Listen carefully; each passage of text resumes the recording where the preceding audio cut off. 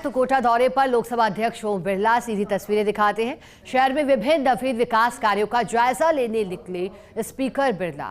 नए विकास कार्यों के लिए प्रस्तावित स्थलों का भी निरीक्षण।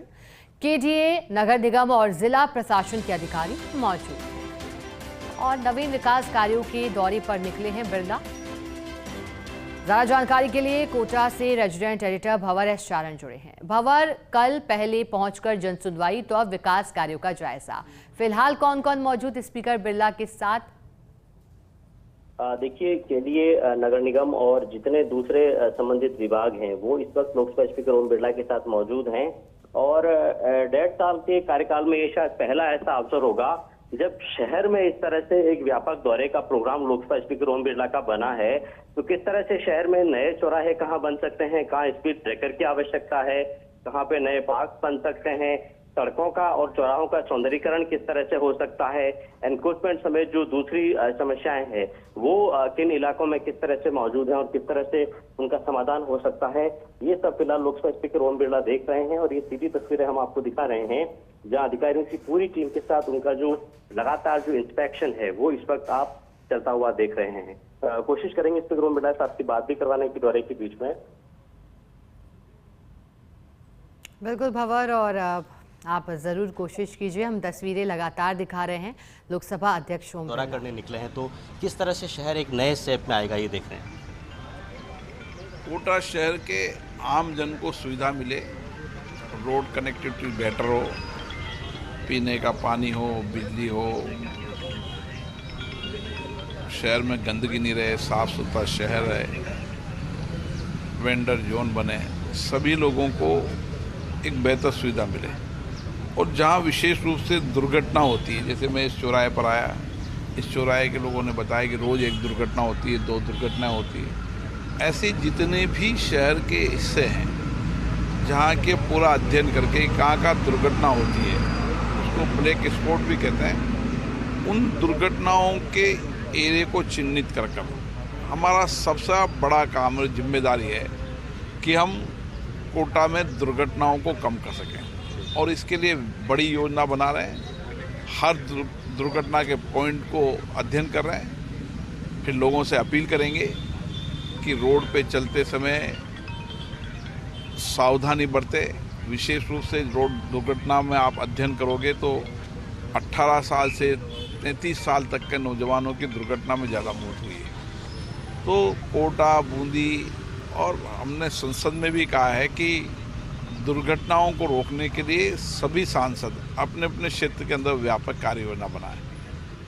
देश में दुर्घटनाओं को कम करने के लिए सरकार की भी नीति है, आम जन की भी जिम्मेदारी है कि हम दुर्घटनाओं कैसे रोकते हैं। कुछ दुर्घटनाएं रोड सेफ्टी के कारण होती हैं और कुछ दुर्घटनाओं का मेजर कारण मानवीय भूल भी है, मानवीय लापरवाही भी है। मानवीय लापरवाही भूल न हो, उसके लिए व्यक्ति को भी सचेत करने की आवश्यकता है ताकि हम इस रोड एक्सीडेंट को कम कर सके। एक भी बेटा, एक भी बेटी, बुजुर्ग, माँ, बहन, कोई की दुर्घटना होती है, हम सबको पीड़ा होती है। हमारी कोशिश है कि दुर्घटना रहित शहर बने, इसके लिए ये प्रयास किए जा रहे हैं। साहब, कोटा पहले से लाल बत्ती मुक्त शहर है, क्या नए चौराहे भी प्लान में शामिल होने वाले हैं और क्या अब भी कोटा लाल बत्ती मुक्त रहेगा? रेड बत्ती मुक्त से कुछ लेना देना नहीं है। हमारा तर्क है कि दुर्घटनाओं की उन स्थानों को चिन्हित करके दुर्घटनाओं को रोकना हमारा ब्यूटिफिकेशन सेकंड प्रायोरिटी है। हमारी प्रथम प्राथमिकता है दुर्घटनाओं को रोकना, आम जन को चलने की सुविधा की दृष्टि से बनना और राहत देना।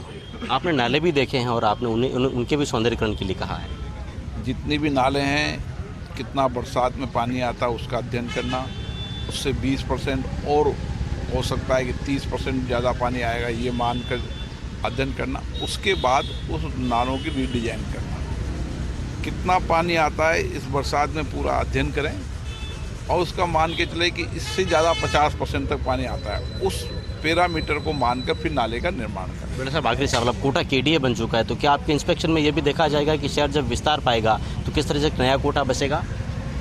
कोटा को हमने 3 भागों में बांटा है। एक स्पोर्ट्स सिटी, एक एजुकेशन सिटी, एक एरो सिटी, और वहाँ पर हर व्यक्ति को मकान मिले, बेहतर पीने का पानी मिले, सीवरेज सिस्टम ठीक रहे, एक बेहतर शहर। कोटा एक राजस्थान देश के अंदर एक अच्छा शहर है, देश भर का विद्यार्थियाँ पढ़ने आता है, तो हम शहर के डेवलपमेंट के साथ इनके पर्यटन पार्क को भी कर रहे हैं। यहाँ पर जहाँ पर एक बार संविधान पार्क बनेगा ताकि आने वाले बच्चों को संविधान के बारे में जानकारी मिलेगी, वहीं भारतीय पुरातत्व संस्कृति का वैदिक पार्क बनेगा, और उसके साथ ही यहाँ पर विकलांग व्यक्तियों के लिए भी एक पार्क बनेगा जहाँ विकलांग व्यक्ति आकर अपनी एक्सरसाइज भी कर सके और विकलांग व्यक्तियों की सुविधा के अनुसार पार्क का निर्माण हो।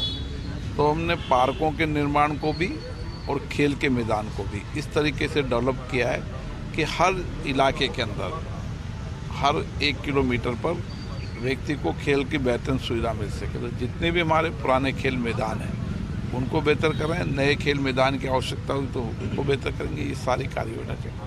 तो हर शहर के छोटे चौक चौराहे तक पहुंच रहे हैं लोकसभा स्पीकर ओम बिरला। दिव्यांगजनों के लिए अलग पार्क बनेगा, संविधान पार्क बनेगा, एरो स्पेस सिटी की तरह एक इलाका विकसित होगा और एक इलाका एजुकेशन सिटी जोन की तरह विकसित होगा। कई हिस्सों में कोटा को बांट करके और एक लॉन्ग टर्म प्लान कोटा के विकास के लिए बनाया जा रहा है। और स्पीकर बिरला खुद आज सड़कों पर उतरे हैं अधिकारियों के पूरे लवाजमे के साथ, ये देखने के लिए कि कोटा को किस तरह से एक सुंदर, बेहतर और विकसित शहर बनाया जा सकता है। या बाबर, आपका बहुत शुक्रिया साथ जुड़ने के लिए।